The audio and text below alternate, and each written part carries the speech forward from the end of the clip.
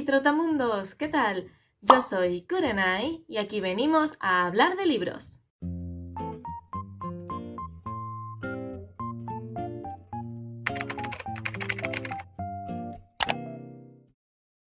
Hoy os traigo mi resumen de lecturas del mes de octubre. Durante el mes de octubre se celebra una iniciativa llamada Leo Autoras Octubre, que seguramente conoceréis, y como su propio nombre indica, consiste en leer autoras durante todo el mes de octubre. Es una iniciativa en la que a mí me gusta mucho participar, de hecho ya lo hice el año pasado, y aunque es verdad que yo mayoritariamente leo autoras, ya lo veis por los libros que recomiendo o por el resto de wrap-up, que normalmente suelo leer a mujeres, no por nada en especial, sino simplemente coincide así. Igualmente es una iniciativa que me gusta mucho y que yo el año pasado la utilicé para leer autoras a las que hasta ese momento no había leído, o para leer libros o géneros que me sacaran un poquito de mi zona de confort. Pero este año, honestamente, el universo se me hizo bola y cuando de repente llegó octubre yo no tenía nada preparado, por eso este año no os he subido ningún vídeo ni he hecho ninguna publicación referente a esta iniciativa, pero igualmente quería participar en este Leo Autoras Octubre, así que aporté mi granito de arena leyendo solo exclusivamente libros de autoras. Solamente me he leído un autor y esto es porque era un libro de colaboración, entonces tenía que subir la reseña antes de que terminara el mes, pero igualmente el resto de lecturas han sido todo mujeres, así que estoy muy contenta. Lo primero que leí durante el mes de octubre fue ese fleco suelto, ese autor que tenía que reseñar sí o sí antes de que terminara el mes, y se trata de La verdad ignorada, homoerotismo masculino y literatura en España de los años 1890 a 1936, escrito por Emilio Peral Vega. Este es un libro de ensayos donde, como su propio nombre indica, lo que hace este autor es un recorrido por algunos de los autores más representativos de la literatura española,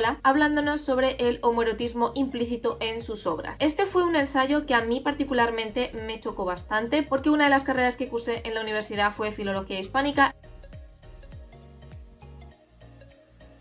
Y en este libro, entre otros, se habla de los autores Luis Cernuda, Federico García Lorca y Jacinto Benavente, que fueron tres autores que yo vi durante mi carrera, y me impactó muchísimo porque obviamente en esas asignaturas en ningún momento se nos habló de que estos autores fueran gays. Por supuesto, tampoco se nos habló de cómo influía eso en su obra, y leer este ensayo me ha hecho darme cuenta de que al omitir eso cuando hablamos de las novelas o de las obras de teatro o de los poemas de autores muy concretos, estamos omitiendo una gran parte de la interpretación que tienen esas obras, estamos omitiendo una gran parte de la intencionalidad con la que estas obras fueron escritas, y me parece un error gravísimo, y me parece todavía más grave cuando estas obras se tratan desde un punto de vista literario y se elimina de una manera muy consciente ese componente homoerótico. Entonces, leer este libro me ha hecho tomar conciencia de la manera tan errónea en la que se trata la literatura española. Hablo de este ejemplo en concreto, pero imagino que esto pasará en todas las literaturas. Las únicas pegas, si tuviera que decir algo negativo, es que el autor recurre mucho a citar obras de otros autores. El problema es que las cita en su idioma original, es decir, mayoritariamente en inglés, y en ningún momento se nos da ninguna traducción de esas citas. Y luego el otro punto negativo, que realmente no es negativo, pero que me gustaría señalar, es que no está escrito en un lenguaje demasiado accesible, por lo que a veces el autor utiliza expresiones a lo mejor referidas al arte o referidas a la literatura, que si no las conoces de antemano porque no has estudiado este mundillo, probablemente ni siquiera te sonarán y no sabrás qué significan, pero por lo demás la verdad es que es un ensayo que, insisto, recomiendo 100%. Ahora vamos ya sí o sí con todas las autoras que leí durante este mes de octubre. Leí un libro que tenía apuntado en mi TBR para el reto de las estaciones, en concreto el reto de otoño que organiza Belén de Todo lo que leo. Os dejaré por aquí el vídeo que hice al respecto, y ese libro en concreto era Damas oscuras, cuentos de fantasmas de escritoras victorianas eminentes. Es un conjunto de relatos de historias de fantasmas escrito por algunas autoras como Charlotte Bronte, Elizabeth Gaskell, Charlotte Riddle, Louisa Baldwin, en fin, un montón de autoras de la época victoriana súper relevantes. Como todo conjunto de relatos, hubo relatos que me gustaron menos, hubo relatos que me parecieron más flojos, y el denominador común es que todos ellos son leyendas de fantasmas. Es verdad que el libro me pareció un poco monótono, en el sentido de que la mayor parte de las historias de fantasmas eran prácticamente idénticas. Una familia que se muda a una casa encantada y entonces tienen que lidiar con el fantasma. Había escasos relatos que se salieran un poco de esa línea y que nos propusieran la historia de fantasmas en otro contexto completamente diferente, pero esos relatos, precisamente los que se salían de esta línea de casa encantada, fueron mis favoritos. Lo mejor sin duda es ver los diferentes estilos de las autoras y cómo cada una de ellas interpreta estas historias de fantasmas. También es muy interesante ver cómo cada una de ellas maneja la tensión, construye la atmósfera más lóbrega, más fantasmal, y bueno, yo creo que un poco este libro es perfecto para probar la pluma de las autoras, así que yo os recomendaría este libro en primer lugar si os gustan las historias de fantasmas, obviamente, y en en segundo lugar, si hay alguna de estas autoras a las que os gustaría leer, pero a lo mejor no os animáis con ellas, pues yo creo que esta sería una oportunidad perfecta para probarlas en un estilo un poquito más corto. Un libro que me encantó y que también recomiendo fervientemente es Las chicas son de ciencias, escrito por Irene Cívico, Sergio Parra y Nuria Aparicio. Nuria Aparicio creo que es la ilustradora. De este libro ya os hablé en uno de mis últimos vídeos donde os comenté cuáles son todos aquellos libros que tengo pendientes de eBiblio, que también os dejaré por aquí. Y este libro me venía perfecto para el Leo Autoras Octubre. Este libro me pareció perfecto no solo para introducirme un poco de una manera así muy superficial en ciertos conceptos científicos, sino también para conocer a mujeres súper relevantes. Nos habla en total de 25 científicas de manera cronológica y es un libro que está súper guay, primero porque está escrito de una manera muy divulgativa, con un lenguaje muy coloquial, muy informal. Además es un libro que está ilustrado, tiene ilustraciones que son una verdadera pasada. Es un libro que yo veo perfecto para aquellos que tengáis hijos o hijas, porque van a aprender de una manera muy amena. También me ha gustado mucho que antes de contarte la historia de la científica en cuestión, te pone como una especie de ficha técnica donde te dice cuándo nació, cuándo murió, cuál es su nacionalidad, por qué es importante, y también te pone un lema de vida, y esto me parece súper guay. Es un libro que también os recomiendo mogollón, sobre todo si tenéis niños y niñas pequeños, es ideal. Del siguiente libro también os hablé hace poco en un book tag y es La historiadora de Elizabeth Kostova. La historiadora es un libro mitad novela, mitad epistolar, donde tenemos a una protagonista cuyo nombre es desconocido, que descubre que su padre guarda un terrible secreto de cuando era más joven. La historia en cuestión es que cuando su padre estaba en la universidad escribiendo una tesis de investigación bajo la tutela de su profesor Rossi, encontró en la biblioteca un misterioso libro que tenía como un dragón en la portada. Cuando fue a hablar con su profesor, con el que tenía muy buena relación y mucha confianza acerca del libro, descubrió que su profesor años atrás también había recibido el mismo libro misterioso. El profesor Rossi le cuenta a su pupilo, que se llama Paul, toda la investigación que él llevó a cabo en su momento para averiguar de quién era el libro, por qué había llegado en su poder, y a raíz de esa investigación y de tirar de los hilos descubrió que este libro estaba conectado con Drácula. Entonces comenzó a investigar acerca de Drácula y empezó a encontrar ciertas incoherencias respecto a la historia oficial que se da de Drácula de Vlad Tepes. Poco después de que le transmita sus conocimientos a Paul, el profesor Rossi desaparece misteriosamente del despacho dejando una mancha de sangre, y Paul sospecha que todo esto tiene que ver de alguna manera con la investigación que estaba realizando su profesor acerca de Drácula, por lo que a raíz de su desaparición Paul decide retomar la investigación donde su profesor la dejó e intentar averiguar qué fue lo que pasó realmente con Drácula y si es verdad los rumores de que Drácula supuestamente se convirtió en un vampiro. Se nota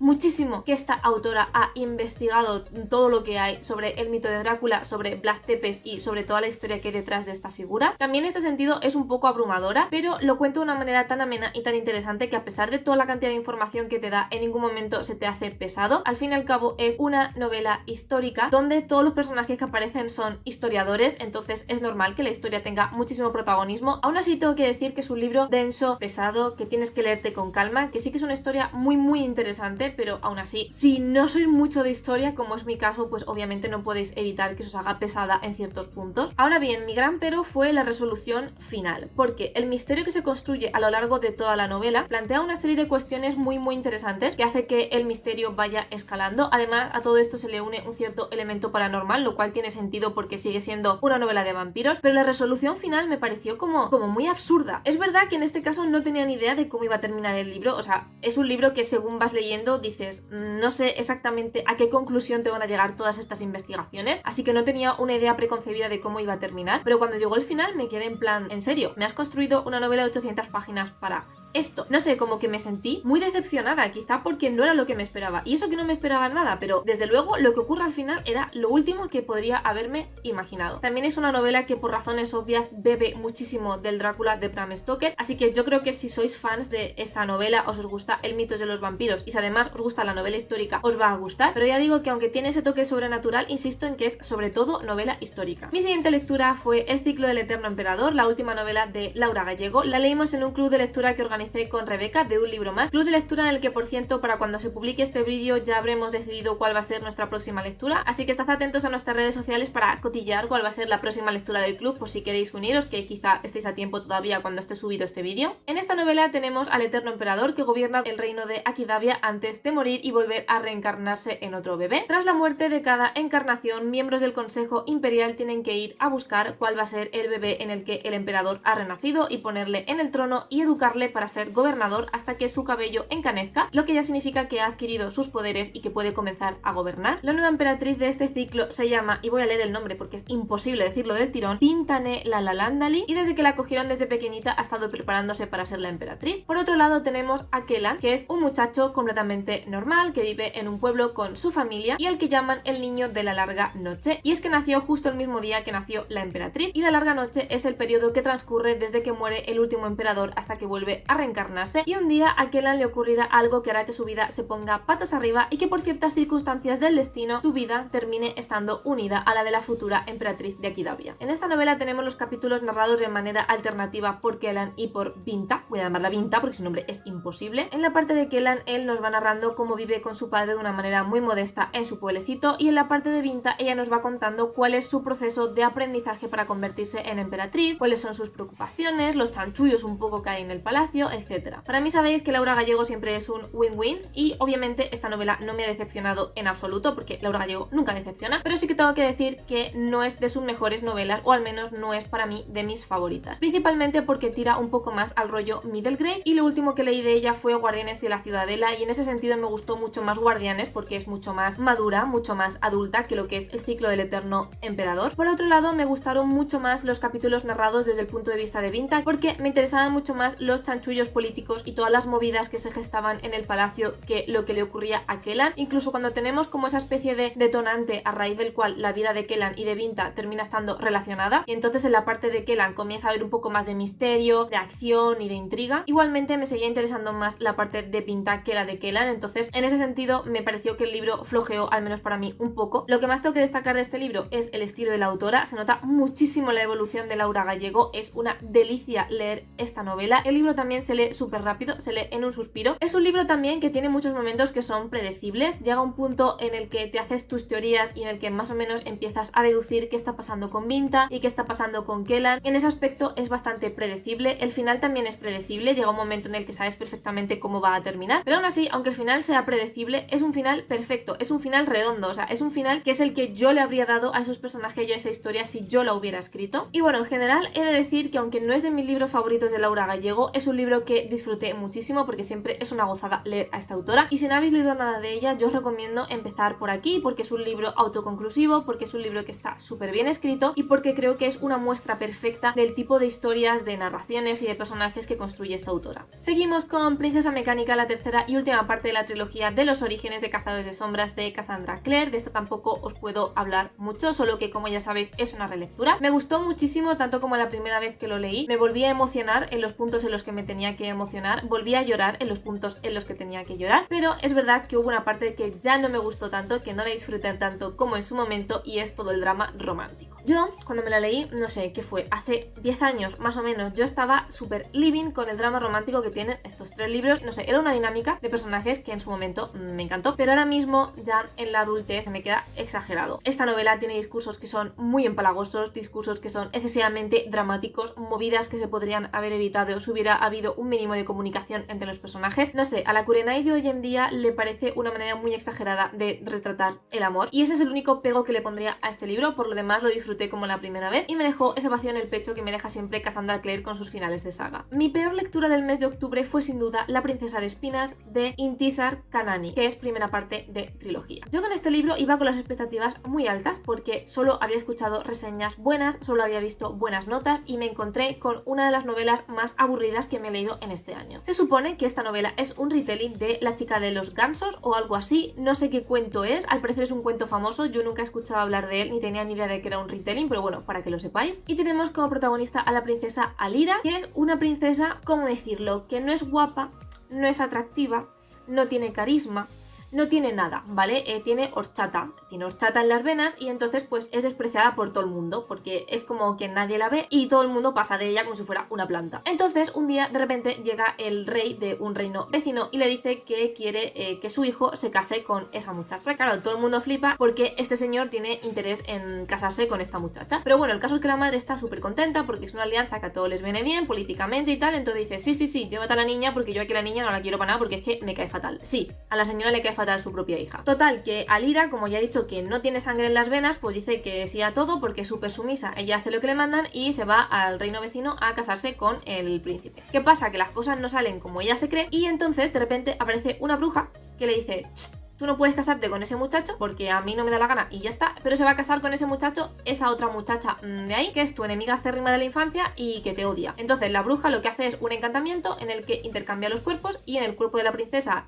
termina la amiga esta odiosa, Valka, y en el cuerpo de Valka termina la princesa insulsa. Entonces el libro va básicamente de cómo la princesa intenta romper esa maldición, de cómo intenta que las cosas no se vayan al carajo porque el príncipe se va a casar con una princesa falsa. Este libro es lo más soso que he leído en mi vida. Empezamos por el principio. La historia es aburridísima porque durante este libro, ¿cuántas páginas tiene? 416. Durante, qué sé yo, 350 páginas lo que te va contando es cómo todo el mundo desprecia a la protagonista porque es una don nadie, porque me parece que está muerta por dentro, y las 300 primeras páginas lo que te cuentan es como la princesa, que ya no es princesa, tiene que trabajar como sirvienta en el castillo donde está la princesa falsa y trabaja como chica de los gansos. Entonces literalmente son 300 páginas en las que la muchacha te cuenta cómo saca a los gansos a pasear.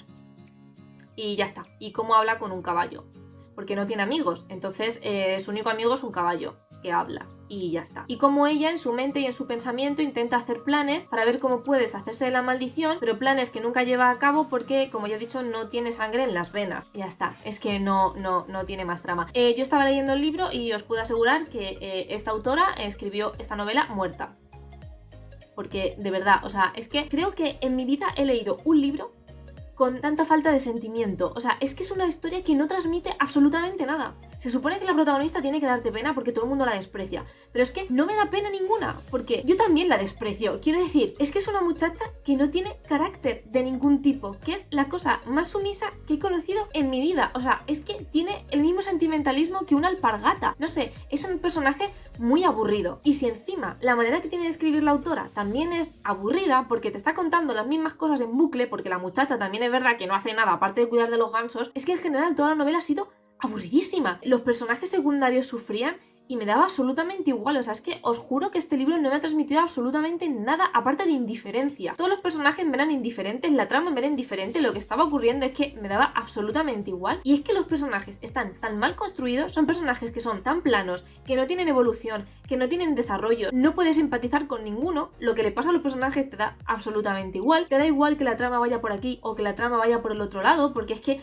la historia no te está aportando absolutamente nada. No sé, tú vas leyendo el libro y parece que a la propia autora le da absolutamente igual lo que le pasa a sus personajes, le da absolutamente igual por dónde vaya la historia. Además, es una novela en la que no hay acción, o sea, la acción brilla por su ausencia, no hay misterio, no hay intriga, no hay absolutamente nada que te dé ánimos para seguir la novela. Es que, no sé, de verdad, terrible, horroroso. Y ya, mi última lectura de mes, que por suerte reflotó mi lectura anterior, fue El Vals de la Bruja de Belén Martínez Sánchez. En esta novela tenemos como protagonista a Eliza Kitteler, que es una sangre negra, que es lo mismo que una bruja, pero aquí se les denomina sangre negra, y que está estudiando en la Academia Covenant. Pero no le gusta nada estudiar allí, no le gusta nada la academia, así que decide junto con su prima Kate realizar una travesura e irse al cementerio para despertar a los fantasmas de los muertos y que se dediquen a pulular por ahí y liarla. Las consecuencias de esto son más graves de lo que esperaban y terminan expulsando a las dos muchachas que tienen que regresar a casa. Mientras los días de Eliza transcurren entre vestidos, fiestas, bailes y la alta nobleza, a su vez comienzan a sucederse una serie de macabros crímenes y Eliza, movida por la curiosidad, comienza a cotillar un poco estos crímenes y se da cuenta de que el modus operandi se parece mucho al que utilizaba Alastair Bale. Alastair era un antiguo amigo de los padres de Eliza y fue quien los asesinó, por lo que Eliza comienza a implicarse en estos asesinatos e intentar averiguar qué tienen que ver con un hombre que supuestamente lleva años encarcelado. Esta es la primera novela que leo de Belén Martínez y la verdad es que ha sido una grata sorpresa. Es una historia de brujas, de magia, que tiene muchos clichés que ya conocemos de este tipo de novelas, pero aún así la autora consigue hacerlos suyos y contarnos una historia súper original. Es una historia trepidante, llena de misterio, llena de tensión, que te mantiene enganchada. Los aspectos más negativos para mí de esta novela han sido dos. El primero es la ambientación. Está ambientado en el Londres de 1895, pero realmente la ambientación solo se nota en la época, porque de Londres lo cierto es que hay súper pocas descripciones. También es verdad que, como os he comentado, este mes he leído Princesa Mecánica y la ambientación del Londres de época que hace Cassandra Clare me pareció brutal. Entonces el Vals de la Bruja no tiene tan buena ambientación como esa novela y eso ha hecho que en ese aspecto me flojee un poco, aunque también es verdad que esta novela, su fuerte no es la ambientación y no es en lo que se quería centrar la autora, pero mi gran problema con esta novela ha sido la protagonista. No porque sea una mala protagonista, sino porque no la he soportado. Elise es un personaje muy impulsivo que hace todo sin pensar en las consecuencias, no solo en las consecuencias para ella misma, sino en las consecuencias que puede tener con el resto de su familia. Es un personaje que me ha parecido bastante egoísta porque nunca piensa en los demás, no piensa en, como ya he comentado, cómo afectan sus actos a la gente que le rodea, solamente piensa en ella misma. Hay escenas en las que, por ejemplo, se ve que sus primos quieren hablar con ella o que necesitan su apoyo para cualquier cosa y ella está tan metida en el caso de los asesinatos que directamente les ignora. De manera sistemática rompe las leyes mágicas que controlan su mundo. Es verdad que desde el principio ella misma te dice que tiene muchísimo desprecio por la comunidad mágica,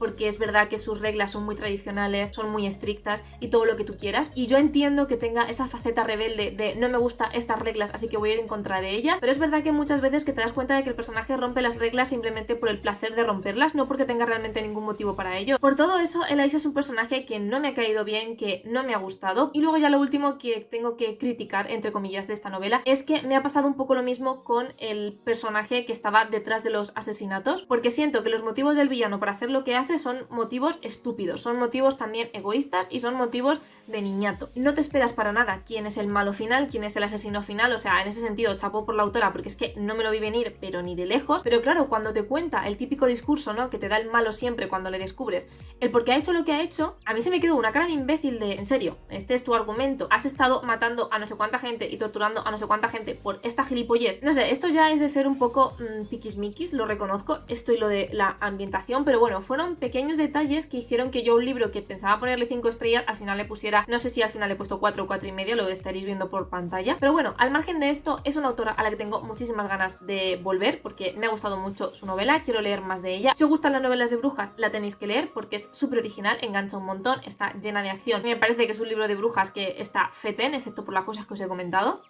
Y hasta aquí mis lecturas del mes de octubre, que madre mía, estoy viendo cuánto tarda en grabar y me va a salir un vídeo larguísimo, no sé de dónde voy a recortar, bueno, lo siento mucho. Recordad que podéis seguirme en mis redes sociales, Twitter, Instagram y el blog, donde voy reseñando todo lo que leo. Si os ha gustado este vídeo y en general os gusta el contenido de mi canal, no os olvidéis de suscribiros. Os recuerdo que hay vídeos todos los sábados a las 6 de la tarde, hora española. Muchísimas gracias por estar un día más conmigo y nos vemos en el próximo vídeo.